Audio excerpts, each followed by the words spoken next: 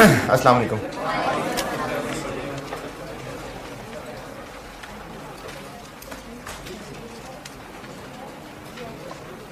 दुरूद शरीफ पढ़ लें।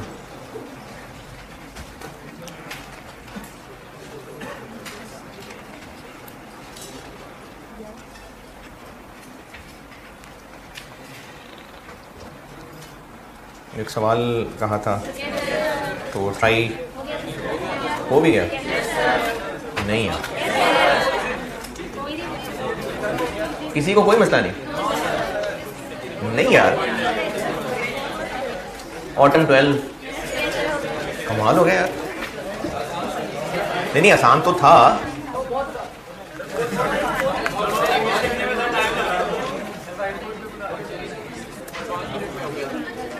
अच्छा चले मैं फिर भी करता हूँ डिस्कस।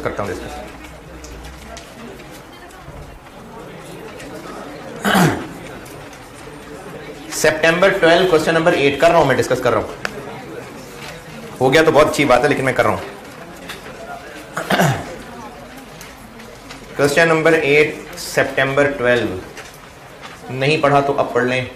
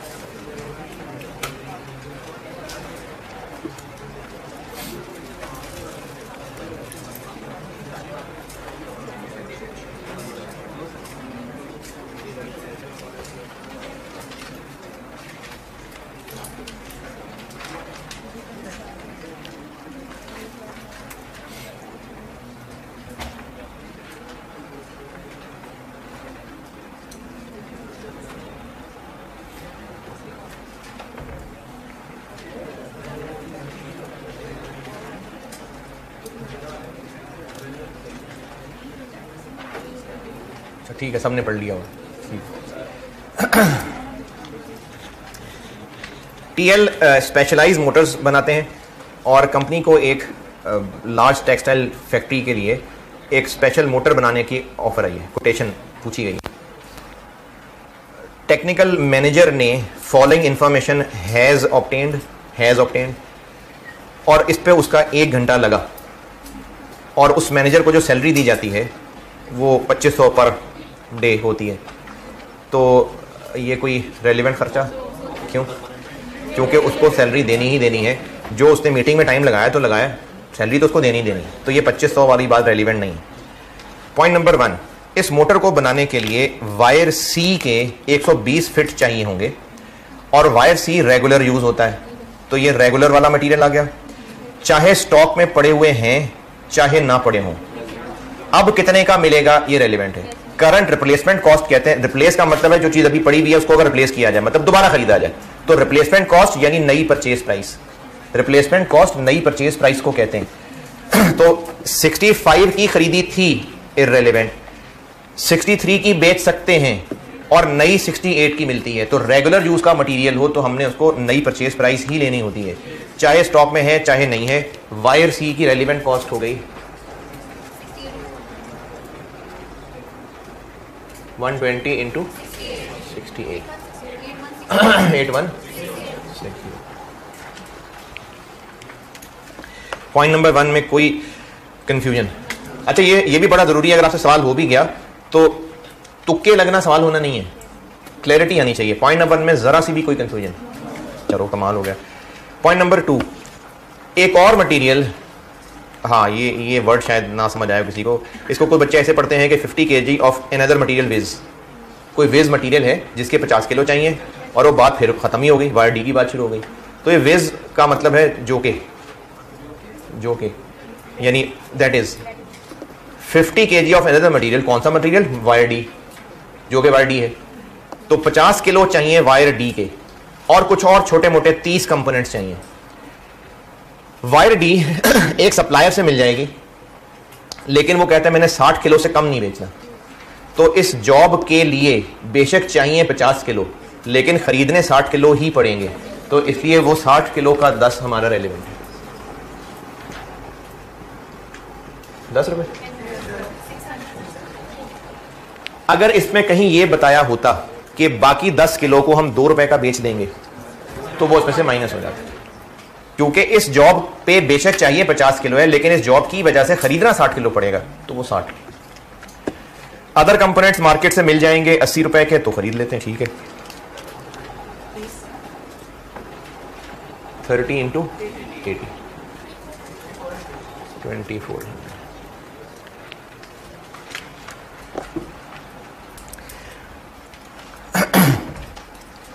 पॉइंट नंबर 3, इस मोटर की प्रोडक्शन के लिए 250 आवर्स चाहिए एक स्किल्ड लेबर के, और 30 मशीन आवर्स चाहिए।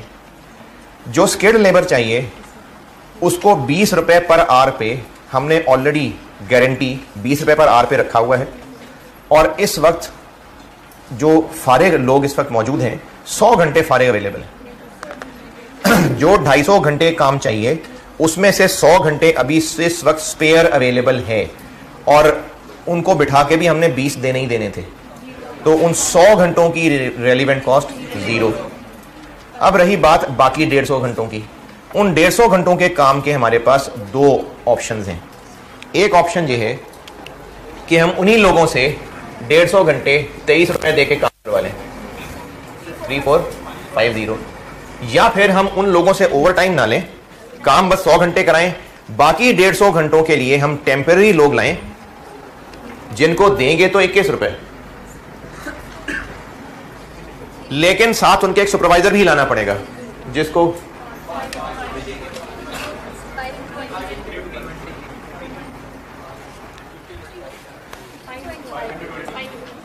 5 घंटे 20 वाले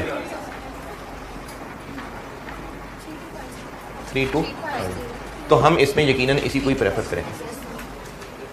तो हमें लेबर के लिए 3 to 5 ये रेलिवेंट कॉस्ट। जो 100 आवर्स फ्री अवेलेबल हैं उनकी कोई रेलिवेंट कॉस्ट नहीं है, क्योंकि उनको फारिग बैठा के 20 रुपए देने ही देने थे। बाकी 150 घंटों का काम 2 ऑप्शन है, या तो उन्हीं लोगों से 23 रुपए पर आवर देकर काम करवा लें, या फिर टेम्पररी लोग रखें, मिलेंगे सस्ते लेकिन साथ सुपरवाइजर भी लाना पड़ेगा। तो ये ऑप्शन बेहतर है। ये है कल जो मैंने आखिरी एग्जाम नोट बताया था। हाँ हाँ, किसको? नहीं, लिखा हुआ है ना 5 घंटे, लिखा हुआ है सुपरवाइजर के 5 घंटे। हाँ लिखा हुआ है ना 5 घंटे वो काम करेगा आके। These workers would require 5 hours. देखिए वर्कर्स काम कर रहे हैं, हर आधे घंटे बाद आके चक्कर लगा लिया करेगा वो, उनको बस सुपरवाइज करना है ना। सुपरवाइजर के 5 घंटे का काम चाहिए। हाँ हाँ यही है ना, इस मोटर बनाने वाला जो जॉब है उसी की बात हो रही है। उस जॉब के लिए 150 घंटे हम इनसे काम ले रहे होंगे, तो 5 घंटे सुपरवाइजर आया होगा बस।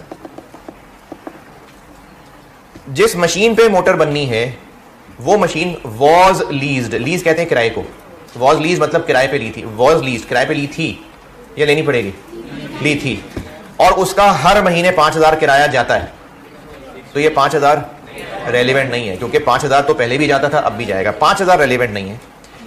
लेकिन इस मशीन के चलने से जो वेरिएबल 15 रुपए पर आवर खर्च होगा, वेरिएबल OAR रेलिवेंट है, तो वेरिएबल ओवरहेड्स होंगे 15 रुपए इंटू 30 घंटे 450।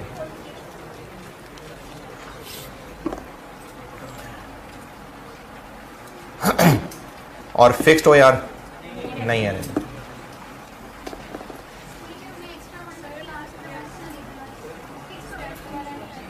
क्योंकि फिक्स्ड OAR होता ही ये है कि budgeted fixed overheads divided bye budgeted hours. ये उन खर्चों की बेस पे निकला होता है जो ऑलरेडी होने होते हैं। 25 रुपए एक जबरदस्ती की निकाली हुई फिगर है ना, वो 25 रुपए निकाले कैसे होंगे? Budgeted fixed overheads divided bye budgeted hours. तो बजटेड फिक्स्ड ओवरहेड्स होंगे वो जो हमने इस साल पहले वैसे भी करने थे, तो 25 रुपए उन्हीं को रिप्रेजेंट कर रहा है, इसलिए 25 का कोई काम नहीं है। क्या जी?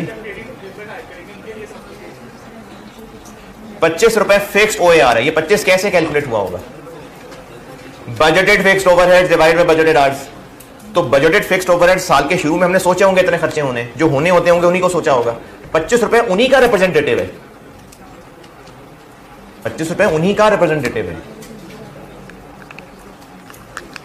अच्छा, इस सवाल की रिक्वायरमेंट नॉर्मली ऐसी रिक्वायरमेंट होती नहीं है। रिक्वायरमेंट नॉर्मली पहला सेंटेंस ही होता है, ये डिस्कशन नहीं होती है। लेकिन इसमें कहा हुआ था कि गिव ब्रीफ रीजंस, कि आपने किस खर्चे को शामिल किया है, किसको नहीं किया है।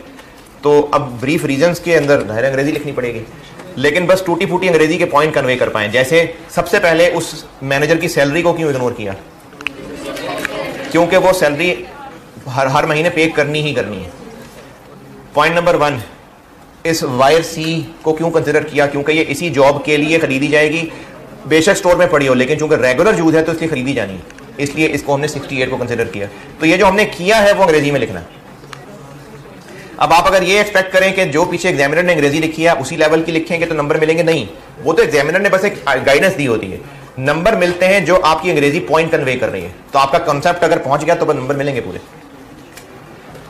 चलो ठीक है, अभी खुशी हुई कि आसान सवाल था। अब आइए स्प्रिंग 16 क्वेश्चन नंबर 7 ये करते हैं। स्प्रिंग 16 क्वेश्चन 7 पढ़ लें, करता हूं बोर्ड पे।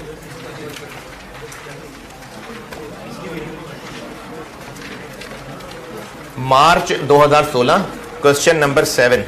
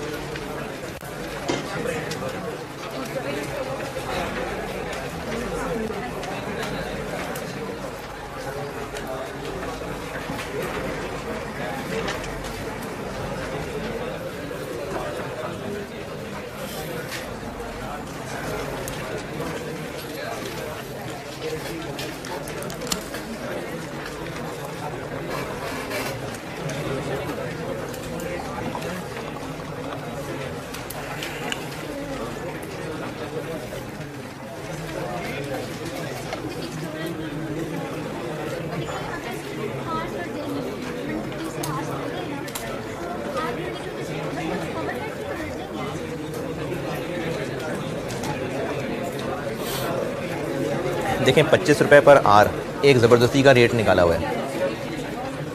ये किन की बेस पे निकला हुआ है? बजटेड ओवरहेड्स होने थे 5 लाख, 25 रुपए पर आर निकाल लिया। अब अगर आप उनको आर से मल्टीप्लाई करते जाएंगे तो वो सिर्फ एक कैलकुलेशन है। ओवरहेड तो 5 लाख ही होने थे, 5 लाख होंगे। अगर आप उनको कैलकुलेटर के ऊपर 25 इंटू 2000 कर लें, 25 इंटू 3000 कर लें, आंसर 5 लाख से ऊपर निकल जाएगा। ये कैलकुलेशन है, जितनी मर्जी करते रहे, खर्चे तो 5 लाख ही होंगे, क्योंकि 25 रुपए उस 5 लाख को रिप्रेजेंट कर रहा है। हाँ, अगर इस जॉब की वजह से कोई एक्स्ट्रा फिक्स्ड ओवरहेड्स हुए वो बिल्कुल रेलिवेंट होंगे, लेकिन 25 को आप जितने मर्जी नंबर से मल्टीप्लाई कर लें, ये तो आप कैलकुलेटर पे खेल रहे हैं ना। खर्चा तो 5 लाख से ऊपर नहीं जा रहा, तो 25 उस 5 लाख को रिप्रेजेंट कर रहा है, इसलिए उस 25 को इस्तेमाल नहीं करना।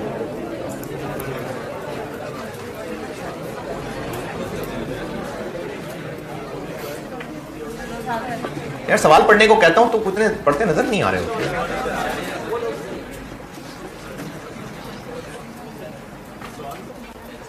सवाल कौन सा है? वेरी गुड, कॉस्ट अकाउंटिंग पढ़ा रहा हूं मैं, और spring 2016 March 2016 question number 7 global private limited.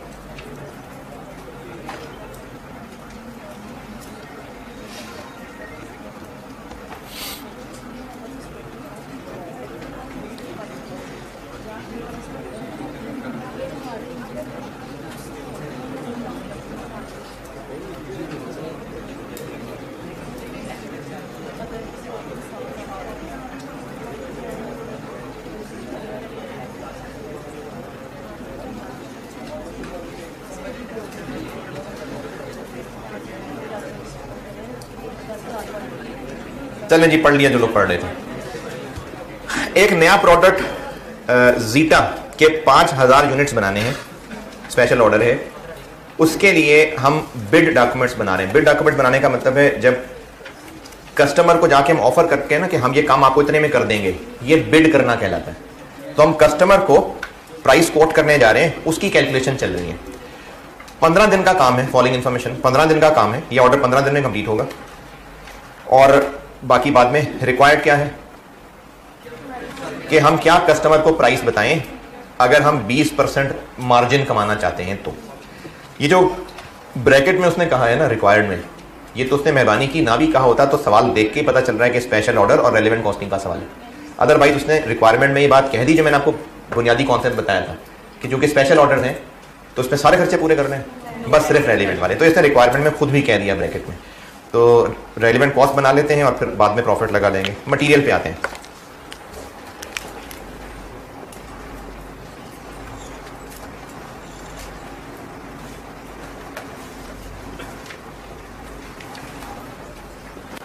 Material A, material A के 5000 किलो चाहिए, ये टेबल में बताया हुआ है। और इसके नीचे बुलेट पॉइंट 1 में लिखा है कि material A is used by GPL in many products, यानी रेगुलर यूज है। And therefore sufficient stock is maintained. अगर सफिशिएंट स्टॉक ना भी मेंटेन होता, रेगुलर यूज है, तो हमने कौन सी फिगर लेनी है? Current purchase price 5000 into 180, 200। Original का मतलब है कि जो स्टॉक में पड़ा हुआ है वो कितने का खरीदा था, ये ओरिजिनल परचेज प्राइस का मतलब है। करंट परचेज प्राइस का मतलब है कि अब खरीदेंगे तो कितने का मिलेगा, वो रेलिवेंट कितना 1 मिलियन।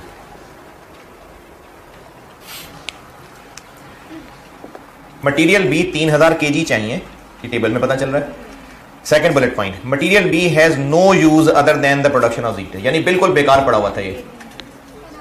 तो एनआरवी यानी करंट डिस्पोजल प्राइस,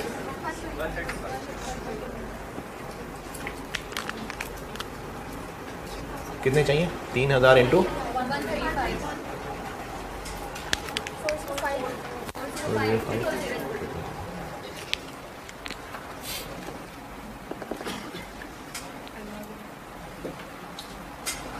मटेरियल सी जी, अगर ये रेगुलर यूज का होता हाँ फिर करंट परचेज प्राइस लेते हैं। The stock of material C was purchase several years ago for another project, अब ये बेकार है। It can only be used in the production of zeta, बस जीटा के ही काम का है और किसी काम का नहीं है। और इतना बेकार है कि इसको हम बेच भी नहीं सकते और इसकी लाश ठिकाने लगाने पे 10 रुपए खर्च भी करने पड़ जाएंगे। तो अगर हम ये जीटा वाली जॉब ना करते तो क्या होने जा रहा था? खर्चा होना था, इस जॉब की वजह से वो बच जाएगा, तो ये एक रेलेवेंट इनकम बन जाएगी। 2000 किलो इंटू 10, ये एक इनकम बन जाएगी। तो यहां से निकाल लेते हैं। ये मटेरियल का पॉइंट 2 सारा पढ़ के देख लीजिए, देख लें आपको सारी फिगर जो यहां पर मिल रही हैं अंग्रेजी सब ये मतलब समझ आए जो मैंने किया है ही नहीं ना। जीरो करंट डिस्पोजल प्राइस मतलब एनआरवी, डिस्पोजल बेचना, तो करंट डिस्पोजल प्राइस के भी बेचते तो कितने का बिकेगा एनआरवी जी? नहीं ना बताई होती ना, क्योंकि लिखा हुआ है ना otherwise it will have to be disposed of at a cost, क्योंकि एनवायरमेंटल लेजिस्लेशन की वजह से इसको हमें फेंकना पड़ेगा। फिर अगर कोई सेल वैल्यू बताई होती तो फिर वर्डिंग इससे थोड़ी डिफरेंट होती। हाँ, आप अगर इसको वर्डिंग चेंज कर लें, कुछ ऐसा होता कि करंट डिस्पोजल वैल्यू बताई होती और कहा होता कि इसको बेचने के लिए इतना खर्चा होता है, तो फिर एनआरवी निकालने के लिए वो डिस्पोजल में से 10 माइनस करते, फिर एनआरवी आती जी। हाँ, आना था। अगर इस जॉब पे यूज ना करते तो फिर ये बेकार है, इसको हमने फेंकवाना था, तो एक खर्चा होना था इसकी। अगर हम जीटा वाला ऑफर ये प्रोजेक्ट कर लेते हैं तो फिर सी यूज हो जाएगा ना, फिर फेंकना नहीं पड़ेगा। फेंकना था, खर्चा होना था, इस जॉब की वजह से वो यूज हो जाएगा और नहीं फेंकेंगे। Point 2 done. पॉइंट नंबर 3, जीटा बनाने के लिए 800 घंटे स्किल्ड लोगों के चाहिए और ये लोग हमारे पास हर महीने ही 1440 घंटे फारिग होते हैं। Presently 1440 labour hours remain idle during each month. हर महीने 1440 घंटे फारिग होते हैं। तो 800 घंटे हो जाएंगे इसमें से पूरे? नहीं होंगे, क्योंकि पॉइंट नंबर 1 में लिखा हुआ है कि ऑर्डर हमें 15 दिन के अंदर पूरा करना है। तो जो चीज पूरा महीना अवेलेबल है वो सारी एक ही दिन में नहीं अवेलेबल है। देखें, अगर ये बोला जाए कि इस महीने 30 घंटे के लिए रूम खाली है, तो ये अंडरस्टूड बात है कि हर दिन 1-1 घंटे की बात हो रही है। अगर ये कहा ना कि ये रूम इस मंथ में 30 घंटे के लिए फारिग है, पूरे महीने में ये रूम 30 घंटे के लिए फ्री है, तो बोलने में अंडरस्टूड बात है कि एक पूरा दिन और अगले दिन के 6 घंटे की बात हो रही है। अगर कहा जा रहा है कि इस महीने में 30 घंटे फ्री है ये रूम, तो अंडरस्टूड बात है कि 1 घंटा रोज। तो हमें हर महीने 1440 घंटे इनके फ्री अब मिल जाते हैं। तो ये 1440 एक ही दिन में अवेलेबल पूरे महीने में। तो हमने अगर 15 दिन के अंदर काम करना है तो उन 15 दिन में नहीं अवेलेबल मिलेंगे, 15 दिन में इनके आधे अवेलेबल मिलेंगे। ये पॉइंट 1 का इस्तेमाल हुआ। तो स्किल्ड लेबर के लिए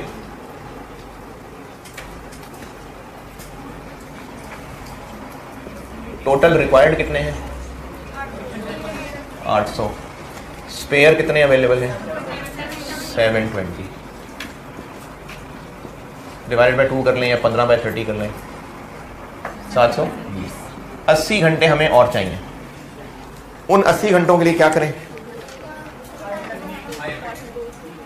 उन 80 घंटों के बारे में कुछ कहा नहीं है, तो वही 200 पे ही मिल जाएंगे। तो उन 80 घंटों के लिए हम 200 ले लेंगे। और ये जो 720 फारिग अवेलेबल है, इनका कुछ नहीं करेंगे क्योंकि बस अवेलेबल है फारिग, तो इनकी relevant cost 0।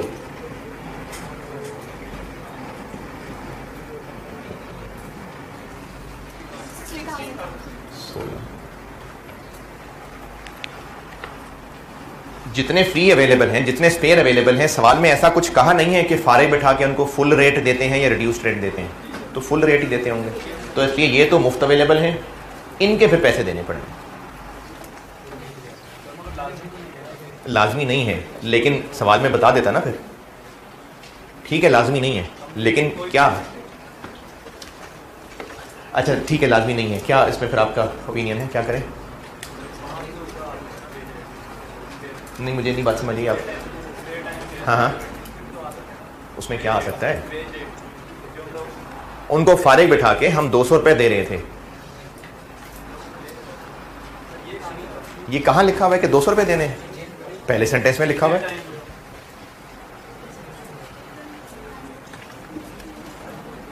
$800 skilled labour hours हैं, 800 स्किल्ड लेबर आवर्स चाहिए होंगे 200 पर आवर वाले। Presently 1440 labour hours remain idle. ये फारिग रहना हम काउंट ही क्यों कर रहे होंगे? ये कॉन्सेप्ट ही क्यों होगा कि फारिग हैं? पेड होते होंगे तो हम काउंट कर रहे हैं ना कि फारिग है। ये आइडल आवर्स, ये जो आइडल आवर्स बताए हैं, ये काउंट ही क्यों किया जा रहा है कि लेबर फारिग बैठी हुई है? ये आइडल आवर्स काउंट ही क्यों किए गए हैं कि इनको पैसे दे रहे हैं, भी फारिग बैठे हुए हैं। वेरिएंस में आइडल आवर्स क्या थे? आवर्स पेड और आवर्स वर्क का फर्क था ना, तभी आइडल का कॉन्सेप्ट था। अगर जितने घंटे उनसे काम लेना है उसी घंटे के पैसे देने हैं, फिर क्या फर्क पड़ेगा आइडल है कि नहीं है? ये आइडल का टर्म ही वहां था जहां पेड आवर्स ज्यादा थे, वर्क आवर्स कम थे, तभी आइडल का कॉन्सेप्ट था। तो इस आइडल के वर्ड से पता चल रहा है कि इनको हम पैसे दे रहे हैं। ये वर्ड आइडल से पता चला।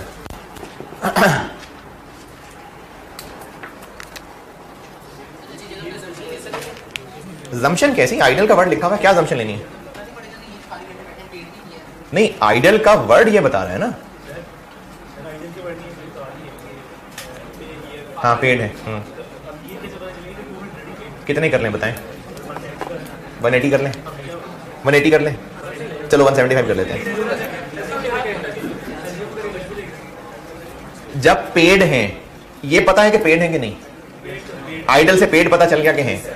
200 का रेट जब उसने दिया हुआ है सवाल के अंदर, तो हम ये क्यों अज्यूम करें कि क्या पता 200 के कुछ अलावा हो? अच्छा, जब अलावा हो तो कितने? नहीं बताया तो 200 ही है। Bullet point 1 done. Second bullet point, 250 unskilled labour hours चाहिए which can be hired at 120। तो कर लेंगे।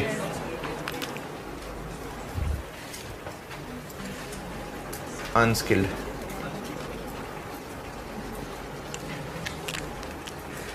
कितने? 250 इंटू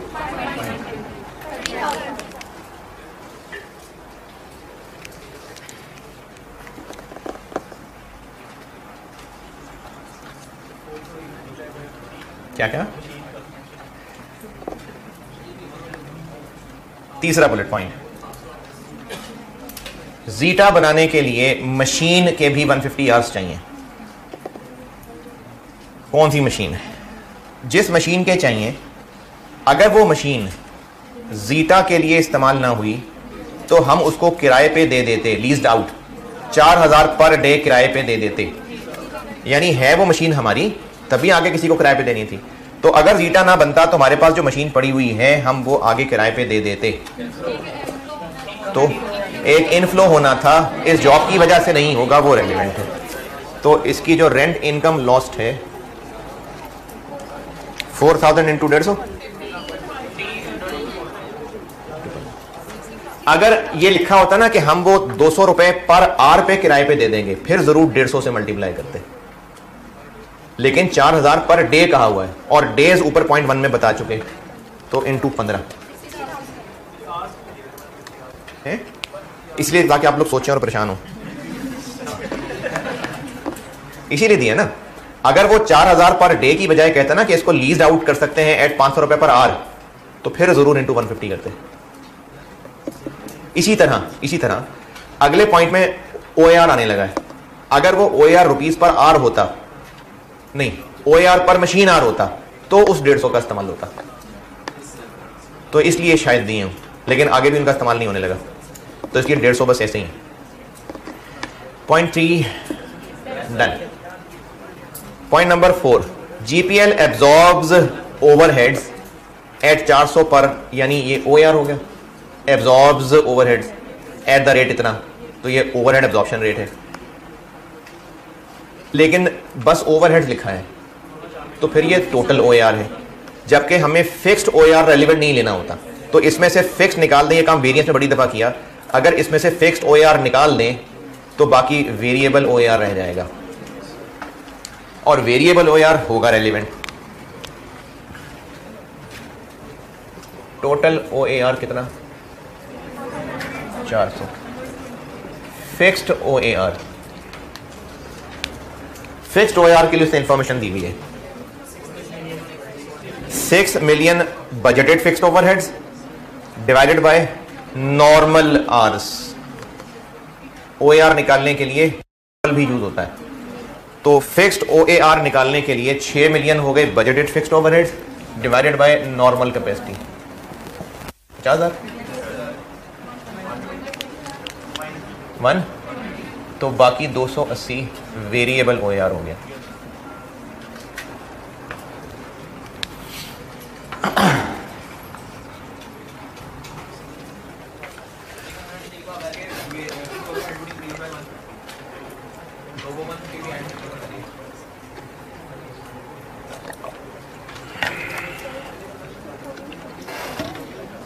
क्या किया?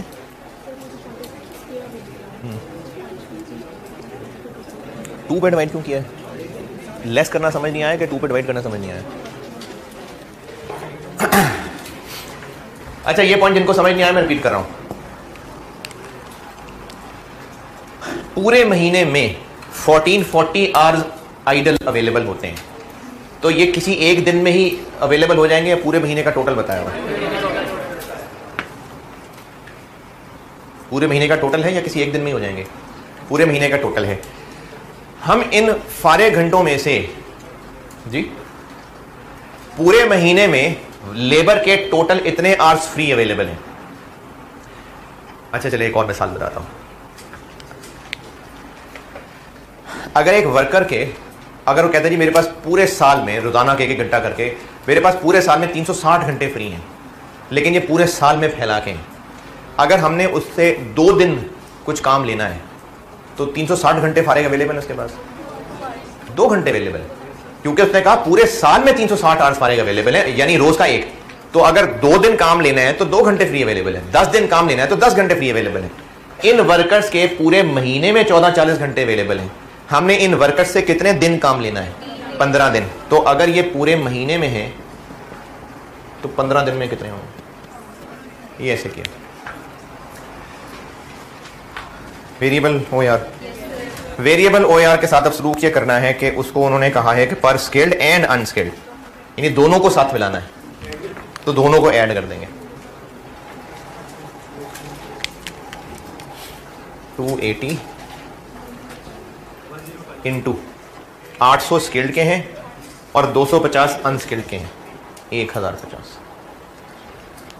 ओएआर के लिए उन्होंने स्किल्ड अनस्किल्ड दोनों को साथ मिलाने को कहा है, तो 800 स्किल्ड के लिए चाहिए, 250 अनस्किल्ड के लिए चाहिए, तो इतने लेबर आवर्स 294 क्या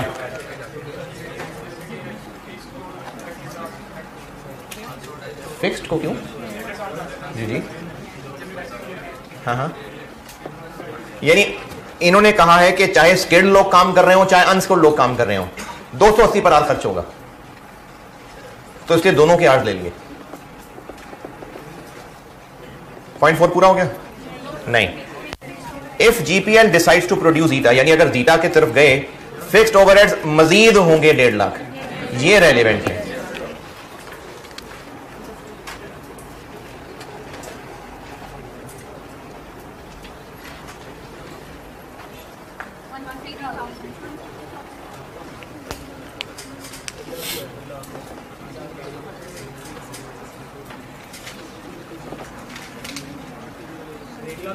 आ रहे हैं point.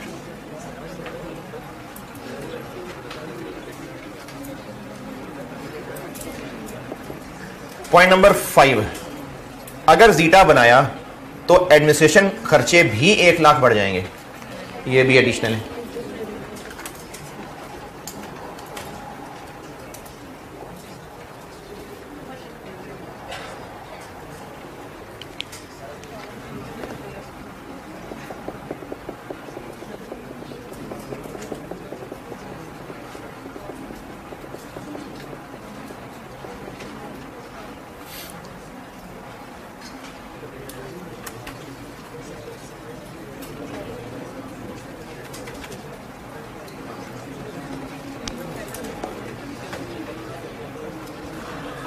Point number 6, planning department of GPL has incurred a cost of 20,000। Past कभी रेलिवेंट नहीं होता, क्योंकि रेलिवेंट वो चीजें होंगी जो डिसीजन के हाँ या ना होने से अफेक्ट होंगी। ये तो खर्च हो चुका 20,000। अच्छा, जिनको लगता है कि किया तो इसी के लिए है ना, तो रेलिवेंट कॉस्टिंग तो ये है ही नहीं कि इसके लिए क्या किया है। रेलिवेंट कॉस्टिंग है कि इसकी वजह से ऑर्गेनाइजेशन को आगे क्या क्या खर्चा करना पड़ेगा। जैसे ये जो मटेरियल ए यहां लिखा है हमने 200 का, क्या पता ये स्टोर में जो पड़ा हुआ था 180 रुपए का वही इस्तेमाल करें, तो इस जॉब पे तो 180 वाला लग रहा है, लेकिन हमने यहाँ 180 नहीं लिखा। हमने कहा इसकी वजह से अब मजीद क्या होगा, तो 20,000 अब मजीद होगा। नहीं तो हो चुका है, पास्ट है। हाँ नहीं ना, रेलिवेंट कॉस्टिंग टेक्निक में ब्रैकेट में उसने लिखा भी हुआ है कि हमने सिर्फ रेलिवेंट कॉस्ट लेनी है, वरना पूरे खर्चे कवर करने हैं तो पूरे बिडिंग डिपार्टमेंट जो हमने एक सेपरेट डिपार्टमेंट बनाया उसके भी खर्चे पूरे करने चाहिए। नहीं, रेलिवेंट कॉस्ट में हमने सिर्फ वो खर्चे लेने हैं जो रेलिवेंट हैं, और रेलिवेंट वो होगा जो अब से ऑनवर्ड होगा। जब कोई डिसीजन हाँ या ना हो, जिस फिगर पे फर्क ही नहीं पड़ना, वो रेलिवेंट है। नहीं तो 20,000 हो चुका, इस पे क्या फर्क पड़ेगा कि हम जीटा की ऑफर आगे बढ़ाएं या ना बढ़ाएं? इस 20,000 पे कोई फर्क पड़ेगा नहीं, तो ये 20,000 रेलिवेंट नहीं जी। ये हो चुका हुआ, जो खर्चा हो चुका हुआ है वो हो चुका हुआ।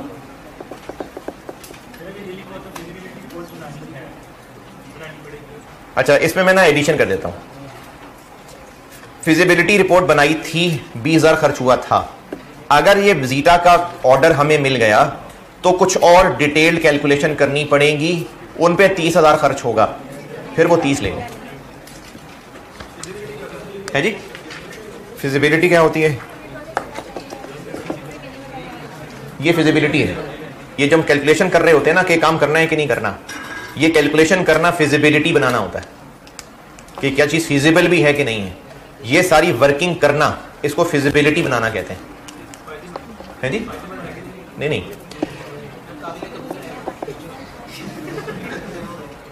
अच्छा, आपने आपने छुट्टियां कहीं दोस्तों के साथ ट्रिप गुजारने जानी है, पैसे आप लोगों के पास 2-2 हज़ार रुपये एक बंदे के पास, किसी ने आइडिया दिया कि हम ना वहाँ नारायण कागान चलते हैं। अब आप लोगों ने नारायण कागान जाने के लिए कैलकुलेशन की कि इतना खर्चा ट्रांसपोर्ट का लगेगा, फलानी जगह रुकेंगे, इतने दिन खाना पीना होगा, पैसे हैं 2000 पर हेड आ रहा है 4500। नहीं, ये फिजिबिलिटी बनाई है आपने कि क्या हम ये 2000 में काम कर भी सकते हैं कि नहीं कर सकते, ये फिजिबिलिटी बनाई। तो इस सारी मेहनत को फिजिबिलिटी बनाना कहते हैं। 203 और सवाल की रिक्वायरमेंट तो नहीं हुई अभी ना। सवाल की रिक्वायरमेंट क्या है? प्राइस बतानी है, तो 20% इसमें शामिल करना है। ये लाइन यहां लिख रहा हूं, इधर इसी के नीचे लिख रहा हूं, कॉन्ट्रैक्ट प्राइस 2035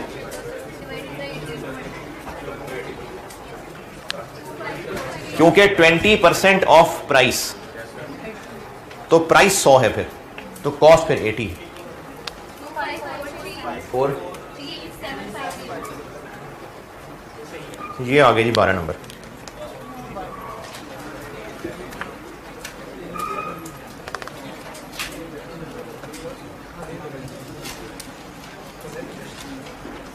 हाँ जी, यहां तक मामला सही है। कुछ रेलिवेंट कॉस्टिंग यहां तक ओके?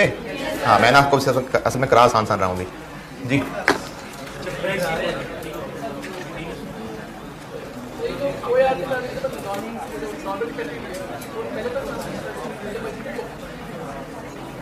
नॉर्मल भी लेते थे, मैंने पढ़ाया था कि OAR निकालते हुए नॉर्मल भी यूज हो सकती है, बजटेड भी हो सकती है, प्रेफर्ड नॉर्मल है। चलिए, जब थोड़ा सा लेवल बढ़ा लेते हैं सवाल का, कर लें।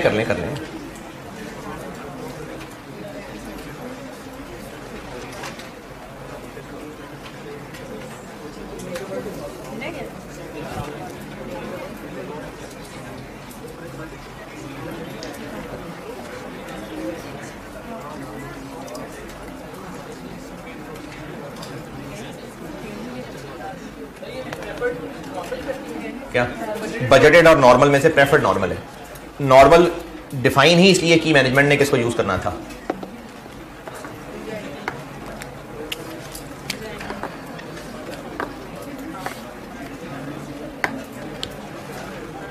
चले, जिन्होंने नोट कर लिया अगले सवाल पे आ जाएं, और अब आप आ जाएं। अब थोड़ा सा लेवल बढ़ा लेते हैं। हैं जी, समझ नहीं आई? पूछा है कुछ? हाँ जी, ये जो आप लोगों से ग्रुप में कागज शेयर किए हैं, ये वो इन्वेंट्री मैनेजमेंट के जो मैंने क्लास में आपको कागज देने थे, तो मैंने वो आपको ग्रुप में भेज दिए हैं। मैंने क्या कहा था? वो तो क्लास में जब सामने बैठा पढ़ा रहा होता तो हार्ड कॉपी होती है ना।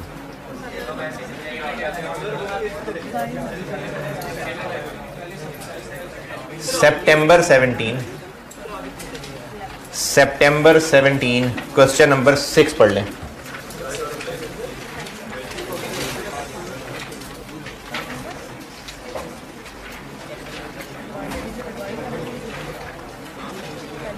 सितंबर 2017 क्वेश्चन नंबर 6। ये अब क्वेश्चन का लेवल थोड़ा ऊंचा हो जाएगा।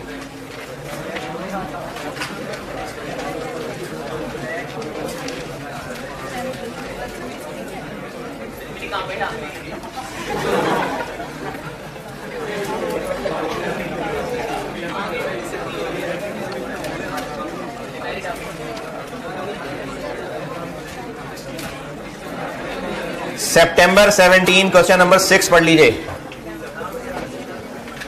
डेल लिमिटेड,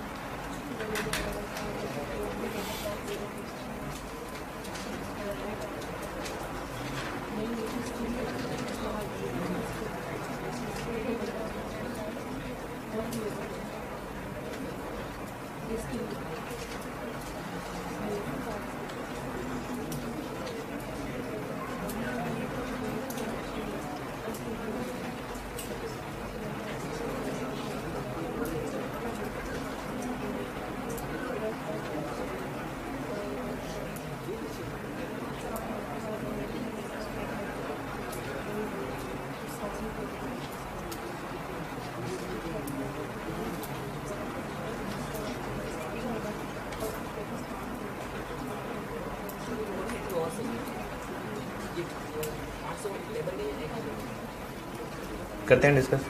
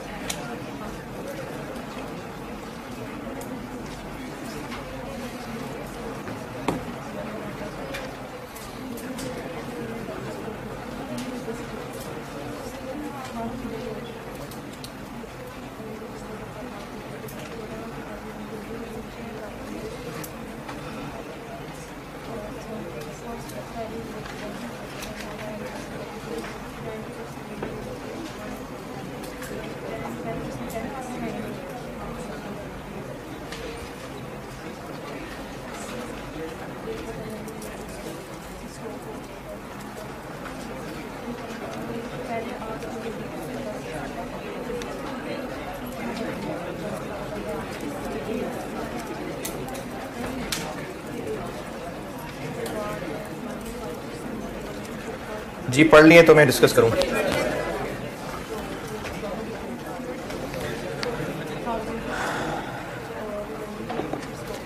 पहले पैराग्राफ में इंफॉर्मेशन दी हुई है कि डेल लिमिटेड गाड़ियों के रेडिएटर्स बनाते हैं और ये आगे फिर उन रेडिएटर्स की ही सारी बात पहले पैराग्राफ में है कि साल में 2 लाख यूनिट्स बेच लेते हैं, प्राइस बताई है, मटेरियल बता दिया, लेबर बता दिया।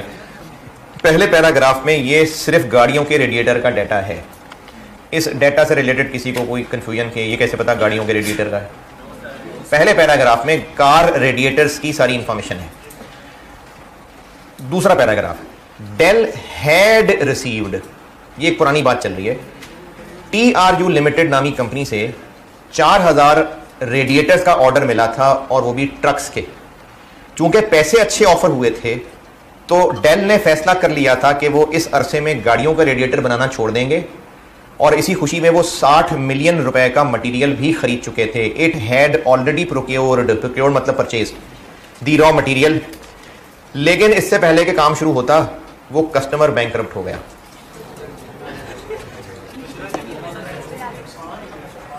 तो दूसरे पैराग्राफ में TRU की तरफ से एक ऑर्डर मिला था, उसके यूनिट्स 4000 थे, 50,000 रुपए सेल प्राइस तय हो गई थी। इसने काम रोकने का फैसला कर लिया था और 60 मिलियन का मटेरियल खरीदना हुआ था, लेकिन यह काम यहीं ठप हो गया। तीसरा पैराग्राफ, अब जो मसला हो गया इसको डील करने के लिए मार्केटिंग डिपार्टमेंट ने एक और कस्टमर ढूंढा है जिससे 40,000 की प्राइस ऑफर मिली है और बाकी इंफॉर्मेशन स्किप। रिक्वायर्ड में पूछा ही यही है कि इस NTR की 40,000 ऑफर को एक्सेप्ट करें या ना करें। करते हैं ना, देख 60 जब सवाल सॉल्व करते हैं देखते हैं 60 का क्या करना है।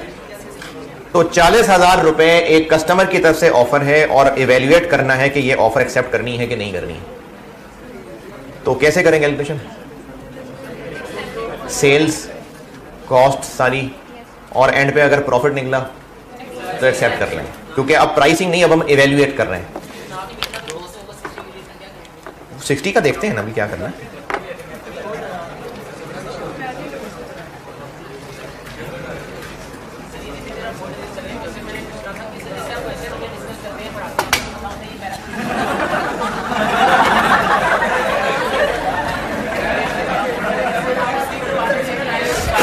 हाँ जी पूछो।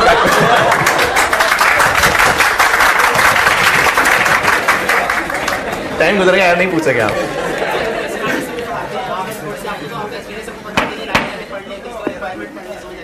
नहीं फिर से बोले बोले बोले। आपको तो पता होता है, आप पहले पैराग्राफ पढ़ाते हैं जो बता देते हैं इसमें इसकी बात होगी, रिक्वायरमेंट के लिए स्किप करवा देते हैं। पेपर में जब इतना लेंथी क्वेश्चन देखते हैं तो 5-10 मिनट तो उसमें सोचने में लग जाते हैं कहाँ से शुरू करें। सही है, ग्रेजुअली क्वेश्चन पढ़ते जाए और उसकी सारी वर्किंग सोचते जाए, पहले पूरा क्वेश्चन पढ़ेंगे स्टार्ट। सही है।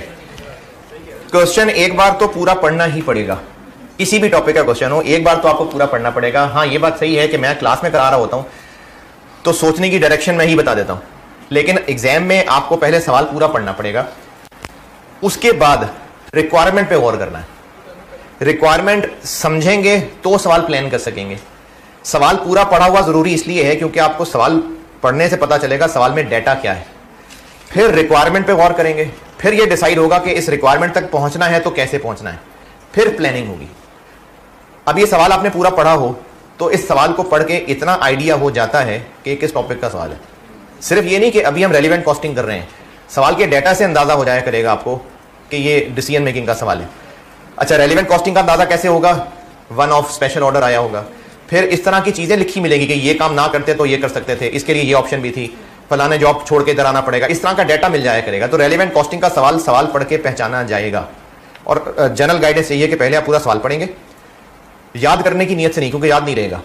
फिर रिक्वायरमेंट को समझेंगे, रिक्वायरमेंट को समझ के प्लान करेंगे, और जो प्लानिंग की होगी, जैसे अगर इसमें प्लान किया कि हमने अब इसकी सेल्स कैलकुलेट करनी है, अब आप पूरे सवाल में फिर सेल्स की तलाश में लग जाएंगे, फिर सेल्स पूरी कैलकुलेट करके लिख लेंगे, फिर अगली मटेरियल, फिर पूरे सवाल में आप मटेरियल की तलाश करके मटेरियल पहले पूरा करेंगे, फिर लेबर की तलाश करके लेबर पूरा करेंगे।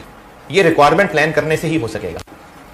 तो हमें एनटीआर की ऑफर को हाँ या ना बोलना है, तो क्या प्लान बना, सवाल में क्या करना है हमने? सेल्स और जो भी खर्चे हैं वो लिखने हैं। तो अब हम सेल्स की बात करते हैं पहले। अब सिर्फ सेल्स ढूंढनी है सवाल में से।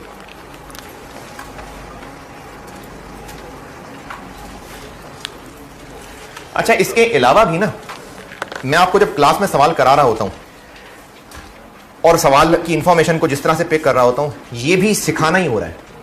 नहीं आप ओवर द पीरियड, अब जैसे अगर सही तरह पढ़ते भी हैं घर जाके, तो किसी एक चैप्टर का जब पहली दफा सवाल किया होगा और उस चैप्टर का जब आखिरी सवाल किया होगा तो आप में ये स्किल्स आस्ता आस्ता मजीद आ गई होंगी। तो ये सब सीखना ही चल रहा है। सेल्स कितनी हुई? हाँ जी 40,000 रुपीज उसने ऑफर किए हैं। यूनिट्स तो नहीं बताए, लेकिन वो तो TRU के थे, क्योंकि उसने बात कंटिन्यूटी में चलाई है कि इस सिचुएशन को डील करने के लिए एक और कस्टमर ढूंढा है जिसने थोड़ी सी स्पेसिफिकेशन चेंज करके प्राइस 40 कर दी है। तो इसी कॉन्टेक्स्ट में बात हो रही है, तो यकीनन 4,000 की बात हो रही होगी। क्या जी? नहीं, लेकिन वो 4,000 TRU वाला था, वो तो किस्सा खत्म हो गया। अब हम NTR की बात कर रहे हैं। NTR ने हमसे कितने रेडिएटर खरीदने ये नहीं बताया, लेकिन कंटिन्यूटी से लग रहा है कि वही 4,000 ही खरीदने होंगे। 160।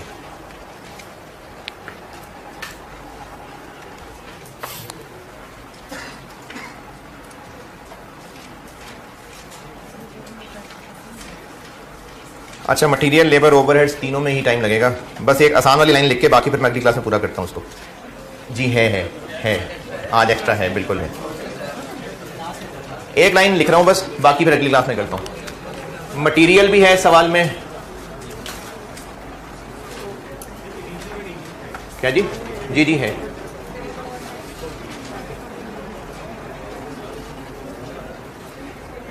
ये तीन तो मैं अगली क्लास में करता हूं। इन तीन के अलावा पॉइंट नंबर 5, ये आसान है, ये कर देता हूं बस। पॉइंट नंबर 5 समझें पहले, बाकी मैं करता हूं अगली क्लास में। पॉइंट नंबर 5 बता रहा हूं। Total cost of preparing the plant for NTR order and resetting it to the normal production would be 4 million.